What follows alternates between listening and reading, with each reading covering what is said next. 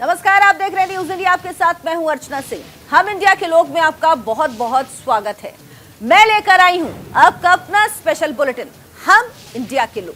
हम इंडिया के लोग में आज बात बंदिशों के बीच लोकतंत्र के उत्सव की। उत्तर प्रदेश के लोगों के लिए आज से लोकतंत्र का उत्सव शुरू हो गया। उत्तराखंड के लोगों के लिए आज लोकतंत्र का उत्सव शुरू हो गया।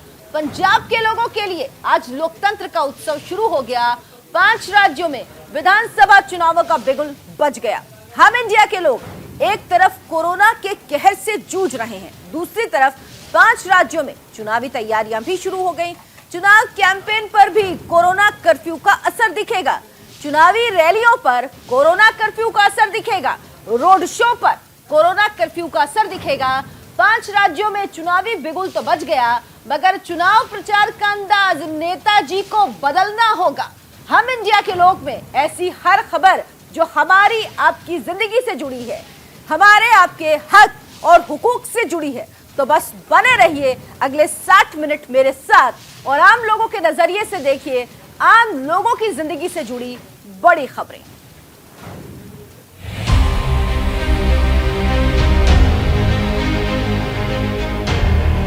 हम भारत के लोग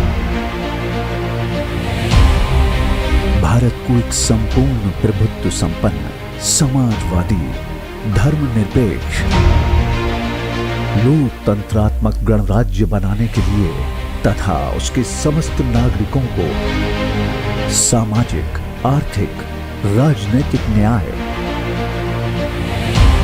विचार, अभिव्यक्ति, विश्वास, धर्म और उपासना की स्वतंत्रता,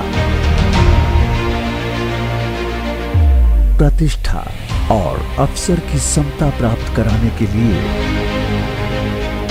तथा उन सब में व्यक्ति की गरिमा और राष्ट्र की एकता और अखंडता सुनिश्चित करने वाली बंधुता बढ़ाने के लिए दृढ़ संकल्पित हैं।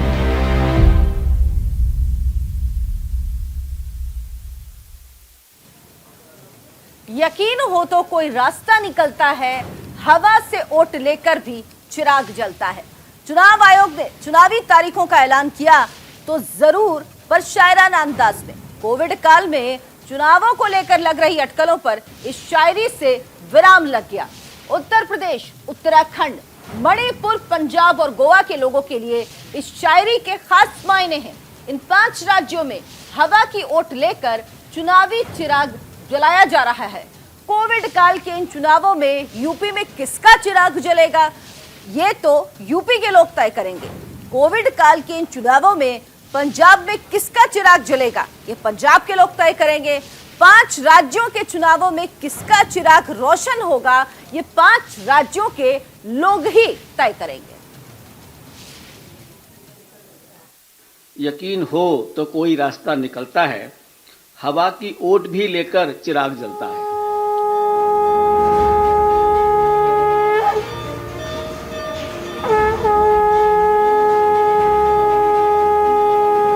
देश के 5 राज्यों में विधानसभा चुनाव का बिगुल बज गया है। चुनाव आयोग ने उत्तर प्रदेश, उत्तराखंड, मणिपुर, पंजाब और गोवा में विधानसभा चुनावों के ऐलान की घोषणा कर दी है। इन राज्यों में अलग अलग चरणों में चुनाव कराए जाएंगे। मुख्य चुनाव आयुक्त सुशील चंद्रा के मुताबिक चुनाव के दौरान कोरोना गाइडलाइन का पूरा ख्याल रखा जाएगा।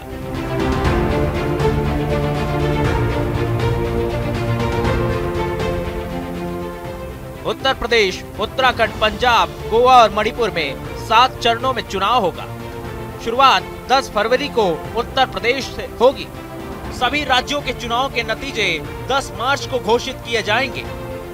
पंजाब, उत्तराखंड और गोवा में 14 फरवरी को सिंगल फेज में वोटिंग होगी। मणिपुर में 27 फरवरी और 3 मार्च को 2 चरणों में मतदान कराए जाएंगे। सबसे प्रमुख राज्य उत्तर प्रदेश की बात करें तो पहले फेज का मतदान 10 फरवरी को होगा। इसके अलावा दूसरा फेज 14 फरवरी, तीसरा चरण 20 फरवरी, चौथा फेज 23 फरवरी, 5वां फेज 27 फरवरी, छठा चरण 3 मार्च और 7वें चरण का मतदान 7 मार्च को होगा। 10 मार्च को सभी 5 राज्यों के नतीजे घोषित होंगे। All elections of 5 states will be conducted in 7 phases. The first date of the issue of notification will be 14th January 2022, and which will start from Uttar Pradesh. This will be the first phase of Uttar Pradesh. The issue of notification is 14 January. Last date of nominations 21st January. Scrutiny of nominations 24th January. Last date of withdrawal of candidature 27th January. That way Manipur also completed the 6th phase. Uttar Pradesh 7th phase. Issue of notifications 10th February. Last date of nominations 17th February. Scrutiny of nominations 18th February. Last date of withdrawal of candidature is 21st February, and date of poll is 7th March. So on 7th March all polling will be over, and the date of counting is 10th March 2022, that is Thursday. चुनाव आयोग ने कहा है कि corona के बीच 5 राज्यों के विधानसभा चुनाव में सख्त प्रोटोकॉल का पालन कराया जाएगा। 15 जनवरी तक किसी भी तरह के रोड शो, रैली, पदयात्रा, साइकिल और स्कूटर रैली की इजाजत नहीं होगी। नुक्कड़ सभा पर भी रोक लगा दी गई है। सिर्फ वर्चुअल रैली के जरिए ही चुनाव प्रचार की इजाजत होगी। जीत के बाद किसी तरह का विजय जुलूस भी नहीं निकाला जाएगा। 15 फरवरी के बाद इस पर विचार कर फिर से फैसला लिया जाएगा। The commission has decided that no road show, padayatra, cycle, bike vehicle rally and procession shall be allowed till 15th January 2022. Commission shall subsequently review the situation and issue further instructions accordingly. So up to 15th of January, because the situation is dynamic, it is not static. No road show, no padayatra, no cycle, bike or vehicle rally and any procession. Similarly, no physical rally of political parties or probable candidates or any other group related to election shall be allowed till 15th January. Commission shall subsequently review the situation considering the situation of the pandemic and issue further instructions accordingly. So up to 15th of January, there is absolutely a moratorium of physical rally and physical road shows. 5 राज्यों की 690 विधानसभा सीटों पर कुल 18.34 करोड़ मतदाता इस बार चुनाव प्रक्रिया में हिस्सा लेंगे।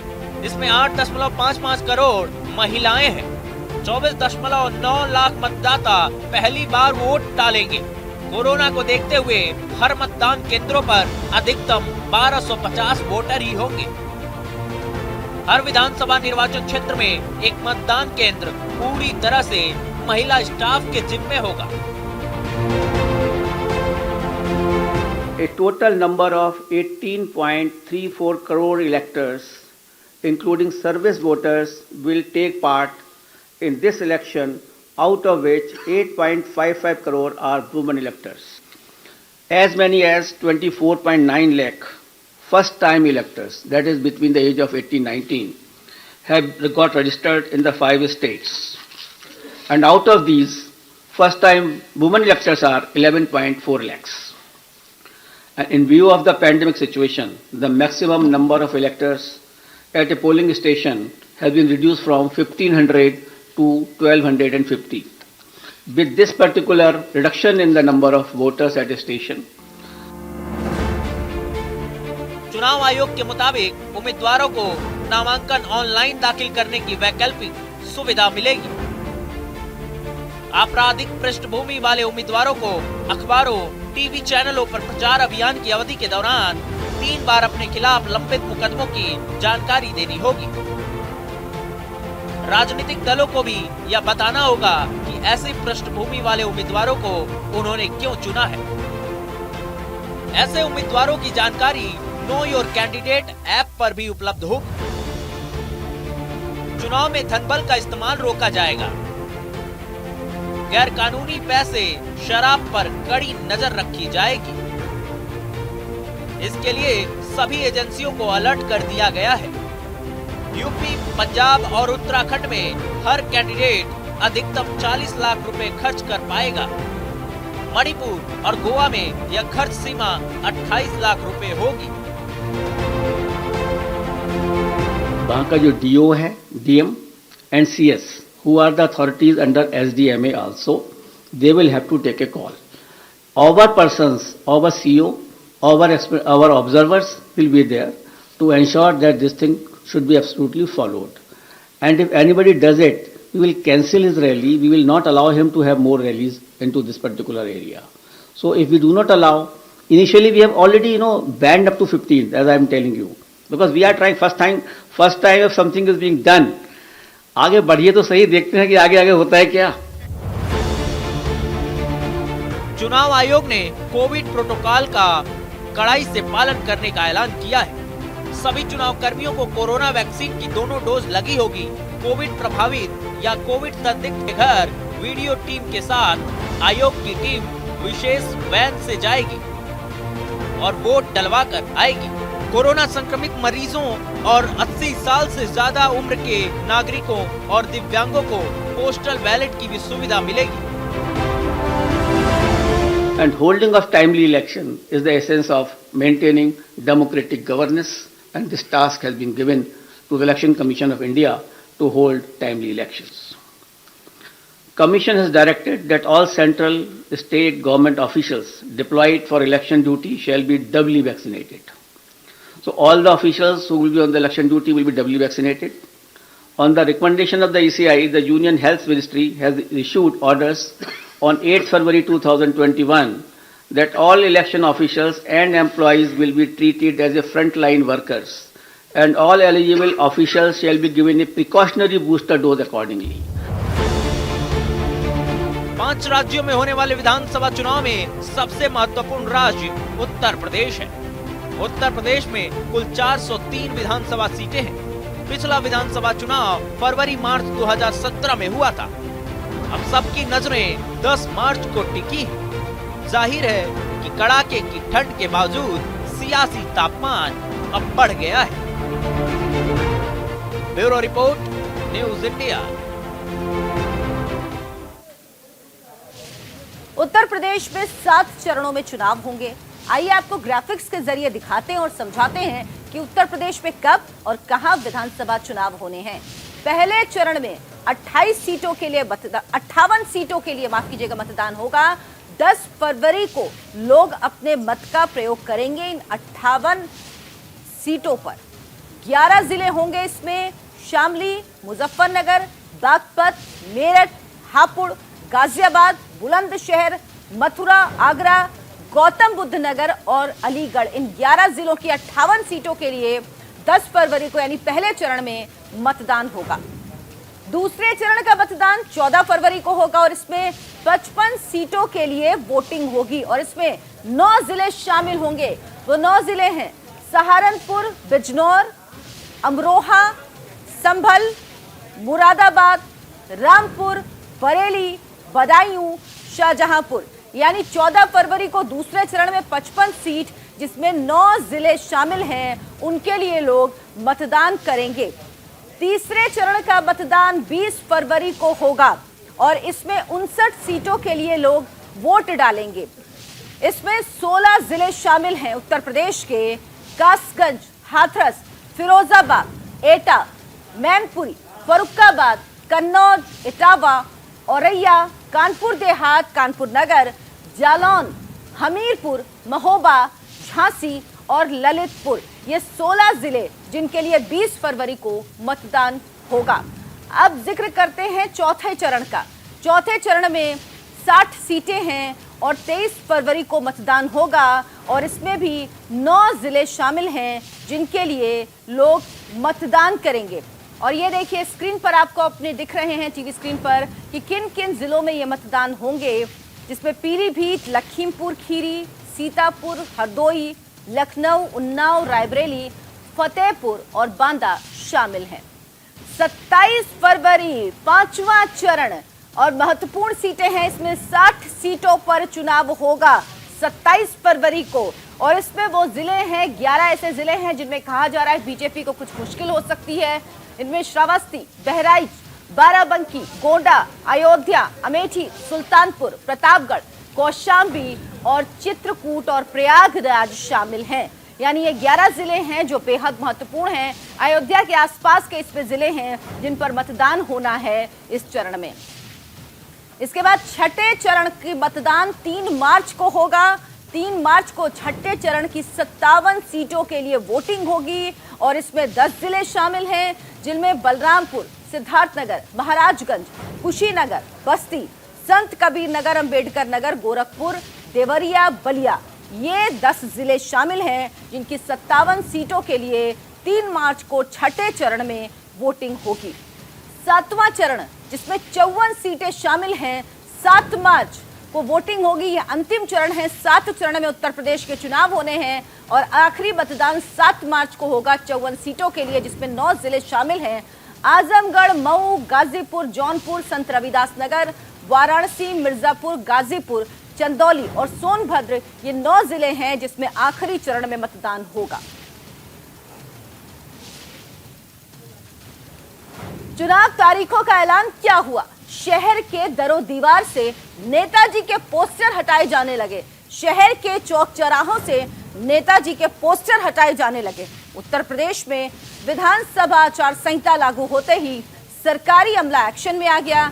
सरकारी कर्मचारियों ने नेताओं के पोस्टर, बैनर हटाने शुरू कर दिए और न्यूज इंडिया के कैमरे ने इन तस्वीरों को कैद किया। लखनऊ के लोगों की आंखें अब इन पोस्टर्स को तलाशती रह जाएंगी। नेताजी की आंखें अब इन पोस्टर्स को तलाशती रह जाएंगी।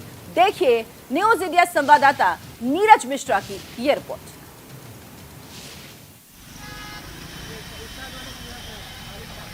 तारीखों का ऐलान हो गया है। आज चुनाव आयोग ने प्रेस कॉन्फ्रेंस कर कहा कि उत्तर प्रदेश में 10 फरवरी से चुनाव शुरू हो जाएंगे। ये देखिए, उत्तर प्रदेश में चुनाव की घोषणा होने के बाद से ही अब सख्ती शुरू हो गई है। जो तमाम राजनीतिक दलों के बड़े बड़े पोस्टर्स थे, बड़े बड़े बैनर्स थे, अब उनको देखिए हटाया जाना शुरू कर दिया गया है। हम राजधानी लखनऊ में हैं और राजधानी लखनऊ में तमाम वो पोस्टर्स, तमाम वो बैनर्स, तमाम वो होर्डिंग्स अब उतारी जा रही हैं जो लगी हुई थी। चुनाव आयोग पूरी तरह से सख्त है। इस बार चुनाव आयोग ने कहा है कि जिस तरह से कोरोना संक्रमण है उसको लेकर तमाम तरह की गाइडलाइंस जारी की गई हैं। राजधानी लखनऊ में हजारों की तादाद में जो राजनीतिक दलों की पोस्टर्स थे, जो होल्डिंग्स थी, उनको फिलहाल उतारा जाना अब शुरू कर दिया गया है। हमारे साथ देखिए, ये वो वाहन है जो लगातार राजधानी लखनऊ में घूम घूम कर ये पोस्टर्स और होल्डिंग्स उतार रहा है। लखनऊ है, उत्तर प्रदेश की राजधानी है, लिहाजा यहाँ समस्या सबसे ज्यादा यही है कि जो तमाम राजनीतिक दल हैं उनका कार्यालय यही है, लिहाजा यहाँ होल्डिंग्स भी बहुत ज्यादा है और उनको उतारने के लिए मशक्कत भी ज्यादा करनी पड़ रही है। कैमरामैन हरि के साथ नीरज मिश्रा, न्यूज इंडिया, लखनऊ।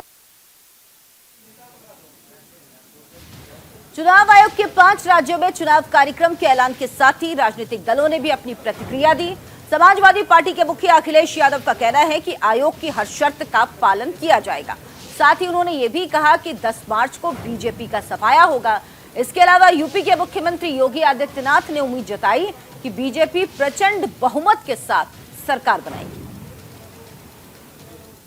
चुनाव लोकतंत्र का उत्सव है। भारत निर्वाचन आयोग ने देश के सबसे बड़े राज्य उत्तर प्रदेश समेत 5 राज्यों में विधानसभा चुनावों की घोषणा की है। उत्तर प्रदेश पिछले 5 वर्षों के दौरान प्रधानमंत्री मोदी जी के मार्गदर्शन में, उनकी प्रेरणा से बदलाव और विकास की एक नई राह पर चला है। नए भारत के नए उत्तर प्रदेश में लोकतंत्र का ये महापर्व का हम हृदय से स्वागत करते हैं। 10 मार्च 2022 को जब उत्तर प्रदेश विधानसभा चुनाव के परिणाम आएंगे तो भारतीय जनता पार्टी प्रचंड बहुमत के साथ जनता जनार्दन का आशीर्वाद प्राप्त करने में सफल होगी। इसमें कोई संदेह नहीं होना चाहिए। हाँ, कोरोना महामारी के दौरान सतर्कता और सावधानी हम जरूर रखें। ये तो वर्कर्स और जनता तय कर रही है कि किस तरीके से वो ले रहे हैं इस बात को। जहाँ तक ट्रेंड का मामला है, लेकिन उत्तर प्रदेश की जनता बदलाव चाहती है और ये तारीखें बदलाव की हैं। शुरुआत हो रही है 10 फरवरी से और 10 मार्च तक परिणाम आएगा। उत्तर प्रदेश की जनता बहुत दिनों से बदलाव का इंतजार कर रही थी। इतने दिनों में महंगाई बढ़ी है, बेरोजगारी बढ़ी है, किसानों पे झूठे मुकदमे लगे हैं, अल्पसंख्यकों के साथ भेदभाव हुआ है, नफरत की राजनीति हुई है। इन्होंने लगातार सरकार में बैठ कर के अधिकारियों के माध्यम से लोगों को सताया है, लोगों पे मुकदमे लगे हैं। यहाँ के पंचायत के चुनाव जिस समय देखे थे, उस समय क्या नहीं किया सरकार ने। इनके अधिकारी भारतीय जनता पार्टी के कार्यकर्ता नेता बन गए थे। जो चुनाव लड़ने वाले थे उनके पर्चे छीनने गए। पूरे देश ने देखा कि किस तरीके से गरीब माताओं बहनें जो फॉर्म भरना चाहती थी, उनके कपड़े फाड़ दिए गए, साड़ी छीन ली गई। इलेक्शन कमीशन ने जो शर्तें रखी, उनके शर्तों का पालन होगा और अगर वो डोर टू डोर कम लोगों के साथ और जो नियम बने उनका पालन करते हुए प्रचार करना होगा तो प्रचार करेंगे। ये इलेक्शन कमीशन को सख्ती सरकार के लिए रखनी चाहिए, क्योंकि सरकार यहाँ पर मनमानी करेगी। पिछले चुनाव में भी मैंने देखा कि किसी भी नियम को इस सरकार ने नहीं माना। इसलिए इलेक्शन कमीशन कम से कम ये निगरानी रखे कि सरकार में बैठे लोग उनके नियमों का पालन करें। कांग्रेस पार्टी का हर कार्यकर्ता और हर नेता 5 राज्यों में इन चुनावों को मजबूती से लड़ेगा और भारतीय जनता पार्टी की सरकारों को 4 राज्यों के अंदर जबरदस्त तरीके से पटकनी देगा और पंजाब में एक बार फिर कांग्रेस का झंडा फिर लहराएगा। इन 5 प्रदेशों की जनता के पास भी अब स्वर्णिम अवसर आया है। भारतीय जनता पार्टी को परास्त करें, भाजपा को हराएं और महंगाई को भी हराएं। पेट्रोल, डीजल, रसोई गैस, खाने का तेल, दालें, इनके दामों ने इन 5 प्रदेश और देश में लोगों की जिंदगियां दूभर कर दी। मौका है इन 5 प्रदेशों में, उत्तर प्रदेश, उत्तराखंड, गोवा, पंजाब, मणिपुर के अंदर, कि भारतीय जनता पार्टी को हराएं और महंगाई को भी हराएं। किसानों के पास इन प्रदेशों में, खासतौर से उत्तर प्रदेश में, उत्तराखंड में और पंजाब में मौका है कि किसानों की लखीमपुर खेड़ी में जीप के टायरों के नीचे कुचलकर हत्या करने वाले और उन लोगों को मंत्री पद, देश का कानून मंत्री, देश का होम मिनिस्टर बनाकर बिठाने वाले भारतीय जनता पार्टी को सजा दे। और हम इंडिया के लोग में अभी एक छोटा सा ब्रेक, फौरन वापस लौटेंगे हम इंडिया के लोगों की नजर से कुछ और खबरें लेकर। उत्तर प्रदेश के डिप्टी सीएम केशव प्रसाद मौर्य की जुबान पर अब चुनावी दंगल का एजेंडा आ गया। चुनाव से जुड़े हर सवाल पर डिप्टी सीएम विकास की दुहाई दे रहे हैं, उत्तर प्रदेश के लोगों की जिंदगी में सुधार की दुहाई दे रहे हैं। केशव प्रसाद मौर्य से बातचीत की न्यूज इंडिया संवाददाता नीरज मिश्रा ने। उत्तर प्रदेश में चुनावी शंखनाद हो गया है, जिसका इंतजार सभी को था, तमाम राजनीतिक दलों को, तमाम जनता को। अब वो दिन आ गया है, यानी कि 10 फरवरी से चुनाव शुरू हो जाएंगे और 7 मार्च तक ये चुनाव चलेंगे। 10 तारीख को काउंटिंग होगी और पता चलेगा कि सरकार फिर से रिपीट होती है या किसकी बनती है। हमारे साथ हैं बातचीत करने के लिए उत्तर प्रदेश के deputy CM Keshav Prasad Maurya ji. Sir, चुनाव की तारीखों की घोषणा हो गई, क्या कहना है? सबसे पहले तो चुनाव की तिथियों की घोषणा हो गई, जी हम सबको प्रतीक्षा थी, हम उसका स्वागत करते हैं। और भारतीय जनता पार्टी चुनाव के लिए हर प्रकार से तैयार है और 2022 का चुनाव हम 2017 की तरह फिर से जीतेंगे। फिर से सुशासन का, विकास का, गुंडागर्दी से मुक्ति का, भर्तियों में भ्रष्टाचार के खिलाफ लड़ाई का फिर से हमारा कमल खिलेगा। फिर से सपा, बसपा, कांग्रेस तीनों सब एक हो जाएंगे, तब भी भाजपा की विजय होगी, कार्यकर्ताओं के परिश्रम से, जनता के आशीर्वाद से। सर, 2014 में प्रचंड जीत, 2017 में उससे भी प्रचंड, 19 में और ज्यादा, 2022 में क्या? मैंने कहा कि 2014, 2017, 2019 3 बार हम जीत चुके हैं, चौथी बार जीतेंगे और जीत का चौका वह भाजपा का भी होगा, वह उत्तर प्रदेश की जनता का भी होगा। इस बार सर कोरोना का संक्रमण भी फैल रहा है, चुनाव आयोग ने कहा है कि अधिक से अधिक डिजिटल पर जोर लिया जाए, तो बीजेपी की कैसी तैयारी है? ये भारतीय जनता पार्टी हर प्रकार से चुनाव के लिए तैयार है।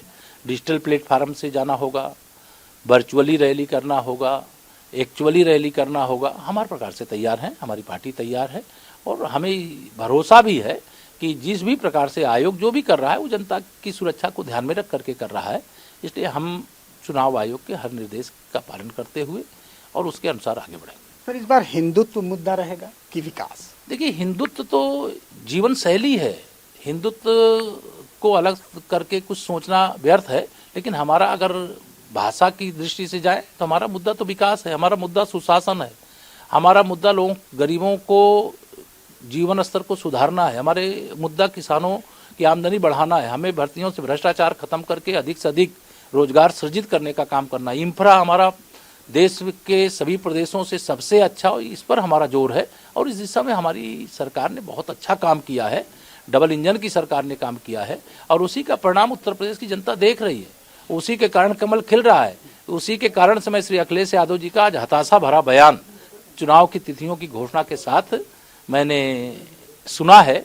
इससे ये मैं कह सकता हूं कि श्री अखिलेश यादव जी ने चुनाव परिणाम आने से पहले अपनी पराजय स्वीकार किया है और यह उन्होंने साहस का परिचय दिया है, उनको धन्यवाद देता हूँ। सर अखिलेश यादव ने एक चीज़ और कही है कि हम उतने प्रिपेयर नहीं हैं वर्चुअल रैली और इसको लेकर जितनी भारतीय जनता पार्टी है। मैं समझता हूँ इस पर मुझे बयान देने की आवश्यकता नहीं है। भारतीय जनता पार्टी हर प्रकार से तैयार है। चुनाव में सारे विरोधी दल जो हमारे हैं वो एक हो जाएंगे, तब भी हम चुनाव जनता के आशीर्वाद से, कार्यकर्ताओं के परिश्रम से फिर जीतेंगे, फिर भाजपा की सरकार 300 से अधिक सीटें जीत करके बनेगी। सर इस बार प्रयागराज से आप चुनाव लड़ेंगे कि नहीं? इस बार ये हमारी भारतीय जनता पार्टी सपा बसपा कांग्रेस की तरह प्राइवेट लिमिटेड कंपनी नहीं है। हमारी पार्टी में एक सिस्टम है, एक व्यवस्था है। चुनाव जरूर लड़ना चाहता हूं, लेकिन पार्टी जहां से कहेगी वहां से लड़ूंगा। तो ये थे हमारे साथ उत्तर प्रदेश के डिप्टी सीएम केशव प्रसाद मौर्य, जिनका कहना है कि अगर पार्टी उन्हें निर्देश देती है तो वो चुनाव में जरूर उतरेंगे और साथ ही उन्होंने कहा कि इस बार भारतीय जनता पार्टी 300 से भी अधिक सीटों पर जीत हासिल करेगी और 2022 के चुनाव में एक बार फिर से भारतीय जनता की पार्टी की वापसी होगी। कैमरामैन हरी के साथ नीरज मिश्रा, न्यूज इंडिया, लखनऊ। चुनाव की तारीखों के ऐलान के बाद बीजेपी आईटी सेल के प्रमुख अमित मालवीय से न्यूज इंडिया संवाददाता दीपक चौबे ने खास बातचीत की। 5 राज्यों के चुनाव की घोषणा हो गई है। अब ज़्यादा से ज़्यादा डिजिटल हुआ, क्योंकि कोरोना को देखते हुए चुनाव आयोग ने भी एक निर्णय लिया है। हमारे साथ बात करने के लिए BJP IT head Amit Malviya ji हैं, हम उनसे बात करेंगे। सर इस बार चुनाव घोषणा हो गई है, अब ज़्यादा डिजिटल होगा और कहा जाता है कि डिजिटल में अगर बीजेपी की कोई तोड़ नहीं है। देखिए, पार्टी के लिए डिजिटल माध्यम पे चुनाव का प्रचार प्रसार करना कोई नई बात नहीं है। हम हर चुनाव में डिजिटल माध्यम का पूरी तरह उपयोग करते हैं, चाहे वो ई रैलीज हो, चाहे डिजिटल माध्यम या सोशल मीडिया के माध्यम से अपनी बात लोगों तक पहुंचाने का विषय हो। भारतीय जनता पार्टी का पूरा विश्वास है कि इस माध्यम को इस्तेमाल करना चाहिए। जहां तक इलेक्शन कमीशन के नियम और कानून की बात है, जिस प्रकार की आज परिस्थितियां हैं, उन परिस्थितियों को देखते हुए ये नियम बनाए गए हैं और भारतीय जनता पार्टी इन नियमों का पूरी तरीके से पालन करेगी। डोर टू डोर कैंपेन में जो रियायत दी गई है उसके अंतर्गत हमारे कई सारे कार्यकर्ता ज़मीन पर भी उतरेंगे, लेकिन प्रदेश से लेकर बूथ इकाई तक हमारा हर कार्यकर्ता आईटी और सोशल मीडिया के माध्यम से लोगों तक अपनी बात पहुंचाने के लिए सक्षम है। सहज तरीके से इन माध्यमों का इस्तेमाल होता है। आने वाले दिनों में आप बड़ी ई रैलीज देखेंगे। हम पहले भी इस प्रकार की रैलीज अन्य प्रदेशों में कर चुके हैं, जहां लाखों की संख्या में लोग इन कार्यक्रमों से जुड़े हैं। तो हम इलेक्शन कमीशन के इस अनाउंसमेंट का स्वागत करते हैं। जो कानून और नियम बनाए हैं वो सभी पार्टियों पर लागू होते हैं, हम भी उसका पूरी तरीके से पालन करेंगे। पर अगर बात की जाए तो अखिलेश यादव ने पहले तो दोपहर में 12 बजे एक प्रेस कॉन्फ्रेंस किया, एक आपके ट्वीट का हवाला देते हुए कि आप भ्रम फैला रहे हैं और उस फोटो में कोई और था।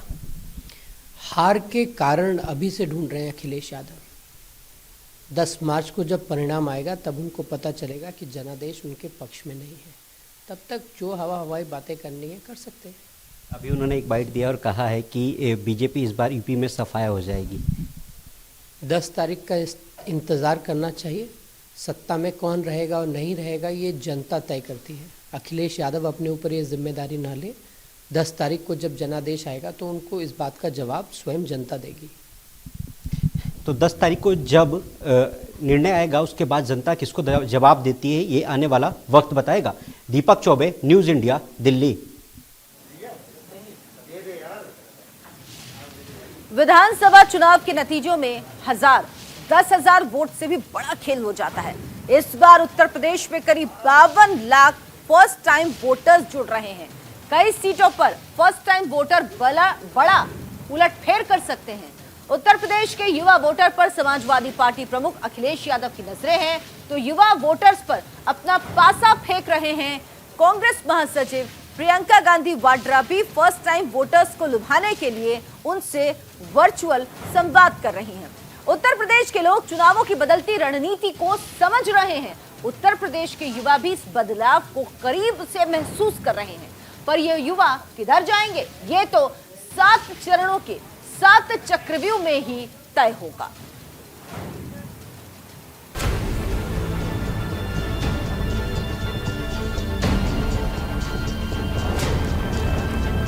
पांच राज्यों के विधानसभा चुनाव के ऐलान से ठीक पहले शनिवार दोपहर को समाजवादी पार्टी के सुप्रीमो अखिलेश यादव बीजेपी पर हमलावर हुए। उनके निशाने पर बीजेपी का आईटी सेल रहा। अखिलेश ने प्रदेश में सपा की सरकार बनने पर बीजेपी की आईटी सेल पर कड़ी कार्रवाई करने की चेतावनी दी। अखिलेश ने साफ कहा कि दिल्ली में बैठे बीजेपी आईटी सेल के लोग मेरे खिलाफ झूठा प्रचार कर रहे हैं। इनकम टैक्स के छापे में पकड़े गए इत्र कारोबारी के साथ मेरी तस्वीर वायरल कर भ्रम फैलाया जा रहा है। सपा सुप्रीमो ने कहा कि ऐसे लोगों पर यूपी में हमारी सरकार बनने के बाद एफआईआर दर्ज कराई जाएगी, क्योंकि अभी योगी सरकार में ये होगी नहीं। भारतीय जनता पार्टी के आईटी सेल चलाने वाले जो दिल्ली में बैठते हैं, दिल्ली से बैठ करके पूरे उत्तर प्रदेश का खराब कर रहे हैं, और भारतीय जनता पार्टी की टीम लगातार लगी हुई है कि कैसे झूठा प्रचार हो। उन्होंने मेरी एक तस्वीर फ्रांस की लगाई है जिसमें ये कहा है कि जो इत्र व्यापारी कानपुर में पकड़ा गया था वो भी साथ खड़ा है। उस व्यक्ति पर एफआईआर जरूर समाजवादी पार्टी कराएगी। इसके अलावा अखिलेश यादव ने इस बात का भी ऐलान किया कि अगर विधानसभा चुनाव के बाद समाजवादियों की सरकार बनती है तो फिर छात्रों को लैपटॉप बांटे जाएंगे। इसके अलावा गरीब मेधावी बच्चों को विदेश में पढ़ाई के लिए विशेष फंड बनाया जाएगा। 300 यूनिट जो फ्री समाजवादी पार्टी का फैसला है, और साथ ही साथ उसके किसानों को सिंचाई के लिए बिजली मुफ्त, ये दोनों संकल्प के बाद समाजवादी पार्टी एक और संकल्प लेती है कि आने वाले समय में जब समाजवादी सरकार बनेगी तो पहले की तरह दुनिया के सबसे बेहतरीन लैपटॉप बांटने का काम किया था, फिर एक बार समाजवादी पार्टी अपने नौजवानों को, छात्रों को जो आगे की पढ़ाई पढ़ेंगे उनके लिए फिर सरकार से लैपटॉप उपलब्ध कराने का काम सरकार से होगा। यूपी के युवाओं को लुभाने में कांग्रेस महासचिव प्रियंका गांधी वाड्रा भी पीछे नहीं है। प्रियंका गांधी ने प्रदेश के युवाओं में पैठ बनाने के लिए वर्चुअल संवाद रैली कर रही हैं, जिसकी शुरुआत प्रियंका ने शनिवार दोपहर से कर दी। जितने भी मौके हैं, चाहे रोजगार के मौके हैं, सशक्त होने के मौके हैं, नौजवानों को मिले, महिलाओं को मिले, और लोग जो विकास होना चाहिए वो असली विकास हो। ये विकास नहीं कि आप चुनाव आ रहा है तो आपने एयरपोर्ट का उद्घाटन कर लिया, पता चला कि एयरपोर्ट तो बना ही नहीं है, चाइना की एयरपोर्ट आप सोशल मीडिया पे दिखा रहे हैं, आपके विज्ञापनों पे सारा दिख रहा है कि विकास आया है, लेकिन ज़मीन पे कुछ नहीं है। ज़मीन पे लोग त्रस्त हैं, परेशान हैं, किसान हो, दलित हो, महिलाएं हो, नौजवान हो, सब त्रस्त हैं। दरअसल समाजवादी पार्टी और कांग्रेस दोनों की नजर 52 लाख से अधिक नए युवा वोटरों पर है, जिनको लुभाने के लिए योगी सरकार भी आचार संहिता लागू होने से पहले एक के बाद एक घोषणाएं करती नजर आ रही। इधर अखिलेश और प्रियंका योगी सरकार को घेरने में कोई मौका नहीं छोड़ रहे हैं। मतलब उत्तर प्रदेश में सियासत चरम पर है। अब देखना ये है कि चुनाव की तारीखों के ऐलान और प्रचार की पाबंदियों के बीच ये सियासी दल क्या रुख अख्तियार करते हैं। Bureau report, news India. Chandigarh mayor पद के चुनाव में आखिरी वक्त पे बड़ा उलटफेर हो गया। आम आदमी पार्टी बस तमाशा देखती रही और बीजेपी बाजी मार ले गई। बीजेपी की सरबजीत कौर चंडीगढ़ की नई मेयर बन गई हैं। पंजाब के लोग भी आखिरी वक्त के इस तमाशे को देखते रह गए। इस ड्रामे का क्लाइमेक्स कई लोगों को समझ में ही नहीं आया। आम आदमी पार्टी के कार्यकर्ता हंगामा करता रहे, बीजेपी ने जश्न शुरू कर दिया।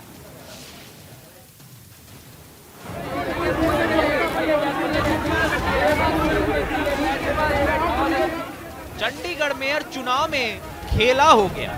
खेला इसलिए क्योंकि सबसे अधिक पार्षदों वाली आम आदमी पार्टी के बदले कम सीटों वाली बीजेपी ने मेयर की सीट पर कब्जा कर लिया। बीजेपी की सरबजीत कौर चंडीगढ़ की मेयर चुनी गई। केंद्र शासित प्रदेश चंडीगढ़ के मेयर चुनाव में इसे बड़ा उलटफेर माना जा रहा है। कहा यह जा रहा था कि 14 पार्षदों वाली आम आदमी पार्टी पहली बार के निकाय चुनाव में ही अपना मेयर बनवाने में कामयाब रहेगी, लेकिन ऐसा नहीं हुआ। 12 पार्षदों वाली बीजेपी जीत गई, जिसके बाद आप नेताओं ने इसे धांधली बताया और धरने पर बैठ गए। इस दौरान बीजेपी पार्षदों और आप पार्षदों के बीच धक्का मुक्की भी हुई। आप नेता इस नतीजे को मानने के लिए तैयार नहीं थे। आम आदमी पार्टी के अंजू कटियाल को 14 वोट मिले, बिल्कुल बैलेट वोट मिली है, और सरबजीत कौर को 13 वोट मिले, क्योंकि 14वीं वोट जो उनकी है वो फटी हुई है। तो इस इन्होंने जानबूझ कर उसकी वोट को बैलेट करके आम आदमी पार्टी की अंजू कटियाल की वोट को इनवैलिड किया है, जो कि बिल्कुल शरेआम जब गलत है। आप सारे देख रहे हो, आप सारे बैलेट पेपर को दोबारा देखिए, चेक कीजिए, किसी इंडिपेंडेंट बंदे को बिठा के करिए। पहले तो इन्होंने प्रिजाइडिंग अफसर बीजेपी का लगाया, उसमें बिल्कुल उसने वैसे हमें पता था कि ये गलत करेगा, पहले हमें एंट्री नहीं देने दी। यहाँ पे बाहर हमने धरना दिया और अंदर एक घपलाबाजी कर रहे हैं। पूरे इलेक्शन प्रोसेस को पूरी तरीके से एक पार्शियल प्रोसेस में बनाया गया, तब्दील किया गया, और फ्री एंड फेयर इलेक्शन की धज्जियां उड़ाते हुए आम आदमी पार्टी के सही वोट को फाड़ कर रिजेक्ट कर दिया और बीजेपी के फटे हुए वोट को एक्सेप्ट करके वैलिड वोट करार दिया गया। और आंकड़ों की बाजीगरी इस तरह करी कि बीजेपी के 14 हो जाए और आम आदमी पार्टी के 13 हो जाए और मेयर बीजेपी का बन जाए। दरअसल चंडीगढ़ के मेयर चुनाव में यह हुआ कि कांग्रेस पार्षद हरप्रीत कौर बाबला ने अपने पति देविंदर सिंह बाबला के साथ कांग्रेस छोड़कर बीजेपी ज्वाइन कर ली थी। इसके बाद बीजेपी के पार्षदों की संख्या बढ़कर 12 से 13 हो गई है और 8 पार्षदों वाली कांग्रेस की सीटें कम होकर 7 रह गई। इधर नियमों के मुताबिक मेयर चुनाव में चंडीगढ़ सांसद का एक वोट भी मान्य होता है। यही वजह रही कि चंडीगढ़ से बीजेपी सांसद किरण खेर ने भी वोट डाला और इस तरह 14 वोट बीजेपी के भी हो गए हैं।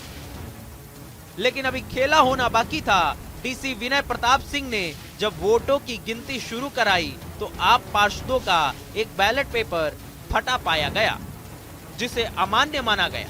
फिर क्या था, एक वोट से बीजेपी की मेयर प्रत्याशी सरबजीत कौर विजयी घोषित हुई और चंडीगढ़ की मेयर सीट पर बीजेपी ने अपना कब्जा बरकरार रखा। वहीं चुनाव में धांधली को लेकर आपके सारे आरोपों को निराधार बताया गया। भारतीय जनता पार्टी ने चंडीगढ़ के नगर निगम चुनाव में जो अभी जीत हासिल करी है मेयर के चुनाव में, उसके बारे में आम आदमी पार्टी के लोग गुंडागर्दी पे आए हुए हैं। अभी आपने देखा वहां पे माइक की तारें उखाड़ के फेंकी जा रही हैं, शीशे फेंके जा रहे हैं, पानी की बोतल उड़ेली जा रही है, गिलास तोड़े जा रहे हैं। ये गरिमा जो है सदन की, उसको तार तार किया जा रहा है।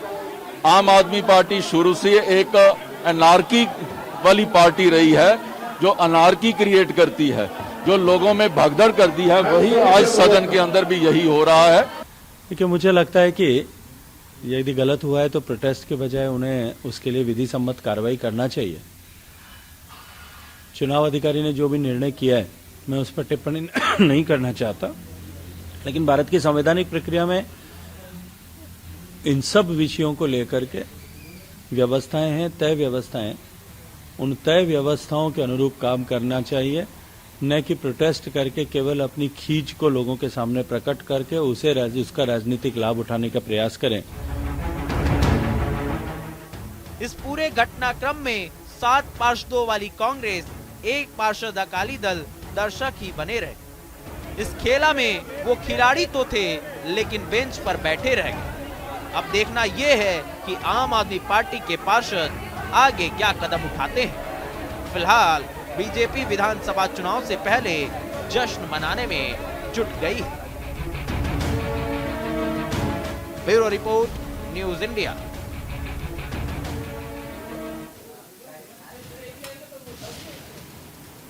कोरोना और ओमिक्रॉन का कहर देश पे बढ़ता जा रहा।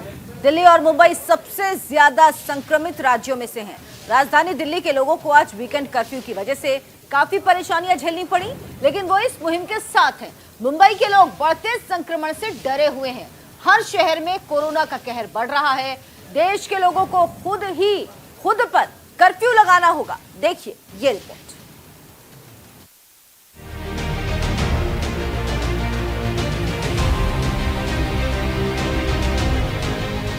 देश में कोरोना की तीसरी लहर हर दिन तेज होती जा रही है। बीते 24 घंटे में 1,41,986 नए संक्रमितों की पहचान हुई है। एक दिन में ही एक्टिव केस में 1 लाख की बढ़ोतरी हुई। तीसरी लहर में यह लगातार दूसरा दिन है जब नए संक्रमितों का आंकड़ा 1 लाख के पार गया है। इससे पहले गुरुवार को 1,17,094 केस आए थे, यानी एक दिन में करीब 25,000 की बढ़ोतरी दर्ज की गई है। वहीं ओमिक्रॉन संक्रमितों की संख्या बढ़कर 3,071 हो गई है। देश के प्रमुख राज्यों की बात करें तो बीते 24 घंटे में महाराष्ट्र में सबसे ज्यादा 40,985 केस आए हैं। इसके बाद बंगाल में 18 से ज्यादा संक्रमितों की पहचान हुई है। वहीं 17 से ज्यादा केस के साथ दिल्ली तीसरे नंबर पर है। दिल्ली में कोरोना संक्रमितों का आंकड़ा लगातार बढ़ रहा है। दिल्ली महिला आयोग की अध्यक्ष स्वाति मालीवाल भी कोरोना संक्रमित हो गई हैं। उन्होंने ट्वीट कर कहा है कि उनकी तबीयत बहुत ही ज्यादा खराब है, उनमें तेज बुखार के लक्षण भी हैं। वहीं राजधानी में शुक्रवार रात 10 बजे से सोमवार सुबह 5 बजे तक वीकेंड कर्फ्यू भी लगाया गया है। वीकेंड कर्फ्यू के दौरान दिल्ली के प्रमुख बाजार पूरी तरह से बंद रहे और सड़कों पर सन्नाटा छाया रहा। दिल्ली के स्वास्थ्य मंत्री सत्येंद्र जैन ने कहा है कि सरकार पूरी तरह से सतर्क है और एहतियात बरत रही है। कोई दिक्कत नहीं है, we are well prepared. Delhi सरकार ने पूरी तरह से तैयारियां की है और हमने बहुत ज़्यादा केसेस को मानते हुए तैयारियां की। जो कोरोना के अंदर देखो जो केयर है ना, मैं आपको बता देता हूँ, हॉस्पिटल के अंदर बहुत सिंपल प्रोटोकॉल होता है। बाकी बीमारियों के अंदर ऑपरेशन होना है तो बहुत सारी टीमें चाहिए होती है, बहुत तरह तरह के डॉक्टर्स चाहिए होते हैं, बहुत तरह के लोग चाहिए होते हैं। इसके अंदर बहुत सिंपल प्रोटोकॉल होता है, बहुत ही सिंपल तरीके से बहुत कम स्टाफ की आवश्यकता होती है। उनको बेसिक चीज़ें सारी सिखाई गई हैं, जो पेशेंट केयर की चीज़ें होती है सारी सिखाई गई। परंतु मैं आपको थोड़ा सा ये कहता हूँ कि पिछली बारी में और इस बारी में बहुत बड़ा फ़र्क है। जो लास्ट वेव आई थी, डेल्टा वेव आई थी, जब उसमें 17,000 केसेस जिस दिन आए थे तो एडमिशन 2,500 थे। अब 17,000 केसेस आए तो एडमिशन 200-300 हैं। तो admissions are very less and very few as compare to last wave. और अभी भी इसमें एडमिशन्स में भी एक इशू ये है कि काफ़ी सारे पेशेंट ऐसे जो दूसरी बीमारियों का इलाज कराने के लिए अस्पताल में गए, वो पॉजिटिव कहलाए, तो वो इंक्लूड है इसके अंदर। देश की राजधानी दिल्ली में कोरोना के बढ़ते रफ्तार पर लगाम लगाने के लिए दिल्ली सरकार ने वीकेंड कर्फ्यू लगाया है, जिसकी शुरुआत देर रात 10 बजे से हो गई और सोमवार सुबह 5 बजे तक दिल्ली में वीकेंड कर्फ्यू रहेगा। खासतौर पर वीकेंड कर्फ्यू के दौरान बात करें तो कुछ जरूरी सेवाओं से जुड़े हुए लोगों को जो है वो छूट दी गई है। इसके अलावा दिल्ली के जो तमाम जो बड़े बाजार हैं, मार्केट हैं, उनको बंद रखा जाएगा और अगर किसी को हवाई यात्रा के दौरान अपना सफर करना है तो उसको अपना वैलिड टिकट दिखाना पड़ेगा। इसके साथ साथ सरकारी सेवाओं से जुड़े हुए जो लोग दिल्ली के अंदर जाना चाहते हैं उनको वैलिड ID कार्ड दिखाना होगा, क्योंकि ये बॉर्डर है और यहाँ पर जो बैरिकेड्स हैं वो लगाए गए हैं। राज्यों की बात करें तो कोविड-19 के बढ़ते मामलों के बीच उत्तराखंड सरकार ने नए नियम लागू कर दिए हैं। राज्य में सभी राजनीतिक रैलियां और विरोध प्रदर्शन 16 जनवरी तक प्रतिबंधित रहेंगे। सभी स्कूल और आंगनबाड़ी केंद्र भी 16 जनवरी तक बंद रहेंगे। जम्मू में कोरोना को लेकर नियम कड़े कर दिए गए हैं। कोरोना के बढ़ते संक्रमण के बीच जम्मू एयरपोर्ट पर आने वाले उन्हीं यात्रियों को बाहर जाने की अनुमति है जो पूरी तरह टीकाकरण करवा चुके हैं। टीकाकरण न करवाने वाले यात्रियों को कोरोना टेस्ट होने के बाद ही बाहर जाने दिया जाएगा, भले ही वो वैष्णो देवी दर्शन के लिए ही आए हों। ओडिशा में पिछले 24 घंटे में 3679 कोरोना संक्रमितों की पुष्टि हुई है। राज्य के हेल्थ डिपार्टमेंट के मुताबिक यह आंकड़े पिछले 6 महीने में सबसे ज्यादा है। कोरोना के बढ़ते मामलों को देखते हुए ओडिशा के प्रसिद्ध जगन्नाथ मंदिर को 10 से 31 जनवरी तक बंद रखने का निर्देश दिया गया है। ओमिक्रॉन में जो आजकल मैं क्लिनिकली ऑब्जर्व कर रही हूँ, पेशेंट्स में बुखार आ रहा है। बुखार हल्का भी है कुछ लोगों में और कुछ लोगों में 102-103 तक भी है। ठंड की कंप्लेन बहुत, शिवरिंग जैसे ना कपकपी सी बहुत लग रही है पेशेंट्स को, सिर में दर्द, शरीर में दर्द, मांसपेशियों में दर्द, थकान बहुत ज्यादा हो रही है, नाक बंद होती है, थोड़ा खिचखिच है, गले में दर्द भी हो रहा है कुछ लोगों को, खांसी है, उसमें मेनली बलगम, सफेद बलगम आ रहा है। बहुत कम लोगों को ऑक्सीजन ड्रॉप हो रही है और उनको हॉस्पिटलाइज करके ऑक्सीजन देनी पड़ रही है। और कुछ लोग इक्के दुक्के ऐसे भी हैं जिनका बुखार 1 हफ्ते के ज्यादा चल रहा है, बट मोस्टली लोगों में बुखार 3 दिन रह रहा है, खांसी के सिम्टम्स लगभग 7 दिन तक रह रहे हैं। पश्चिम बंगाल में कोविड नियमों में राहत दी गई है। अब सैलून और ब्यूटी पार्लर रात 10 बजे तक 50% सिटिंग कैपेसिटी के साथ काम कर सकते हैं। तमिलनाडु में भी हर दिन नए केस की संख्या बढ़ती जा रही है। चेन्नई में 50 से अधिक स्वास्थ्य कर्मचारी कोविड पॉजिटिव मिले हैं। राज्य में 3 मुख्य सरकारी मेडिकल कॉलेज कोविड अस्पतालों में 50 से अधिक डॉक्टर्स और स्वास्थ्य कर्मचारी टेस्टिंग के बाद कोरोना से संक्रमित पाए गए हैं, जिसके बाद सभी को क्वारंटाइन कर दिया गया है। मध्य प्रदेश में भी मामले तेजी से बढ़ रहे हैं। भोपाल और इंदौर में कोरोना जिस रफ्तार से बढ़ रहा है उसको देखते हुए कहा जा सकता है कि इसमें और तेजी आ सकती है। उत्तर प्रदेश में भी कोरोना रफ्तार पकड़ चुका है। राज्य में पिछले 24 घंटे में 6000 से ज्यादा केस सामने आए हैं। नोएडा में कोरोना संक्रमण तेजी से बढ़ रहा है। नोएडा में बीते 24 घंटे में कोरोना संक्रमण के 1000 नए मामले सामने आए हैं। वहीं एक दिन पहले ही कोरोना के 721 मामले सामने आए थे। आलम यह है कि जिले में सक्रिय मरीजों की संख्या 3000 के पार हो गई है। यह आंकड़े डराने वाले हैं। कोविड के मामले में गौतम बुद्ध नगर जिला प्रदेश में पहले स्थान पर है। यही हाल नोएडा से सटे गाजियाबाद में भी है। जिले में भी कोरोना लोगों को डराने लगा है। कोरोना वायरस संक्रमण के संबंध में प्रदेश की स्थिति इस प्रकार है। विगत 24 घंटों में संक्रमण के 6411 नए मामले सामने आए हैं। इसी अवधि में उपचारित होकर डिस्चार्ज होने वालों की संख्या 171 है। इस समय प्रदेश में एक्टिव इन्फेक्शन की कुल संख्या 18,551 है। अब तक कुल 16,88,395 व्यक्ति संक्रमण के पश्चात पूर्णतः स्वस्थ हो चुके हैं। कल कोविड संक्रमित व्यक्तियों में से 6 लोगों की मृत्यु दर्ज की गई है। इस समय होम आइसोलेशन में 18,184 व्यक्ति हैं और जो पॉजिटिविटी का रेट है प्रदेश का वो 2.91% है। कल प्रदेश में 2,20,496 सैंपल्स की जांच हुई और अब तक कुल मिलाकर 9,44,29,513 सैंपल्स की जांच की जा चुकी है। लगातार जो है कोविड मरीजों की संख्या बढ़ रही है और ओमिक्रॉन ने दस्तक दे दी, यानी कि तीसरी लहर की दस्तक दे चुकी है। और इसको लेकर के अगर हम बात करते हैं तो तमाम ऐसे लोग हैं जो अभी भी जो है ओमिक्रॉन को हल्के में ले रहे हैं। तो तस्वीरों में देख सकते हैं कि यहाँ पे जो भी लोग बैठे हुए हैं उनके मुंह पर कहीं भी जो है मास्क नहीं, यानी कि कहीं भी कहा जाए तो कहीं भी कोरोना का डर जो है उनको नहीं आ रहा है। दूसरी तरफ भी मैं दिखाना चाहूँगा, दूसरी तरफ तस्वीरों में देख सकते हैं कि यहाँ पर किसी के मुंह पे मास्क नहीं है। लगातार जो है कोविड की मरीजों की संख्या बढ़ रही है। पंजाब की बात करें तो सीएम चरणजीत सिंह चन्नी के परिवार के 3 सदस्य कोरोना पॉजिटिव मिले हैं। और हम इंडिया के लोग में आज बस इतना ही। दीजिए इजाजत, नमस्कार।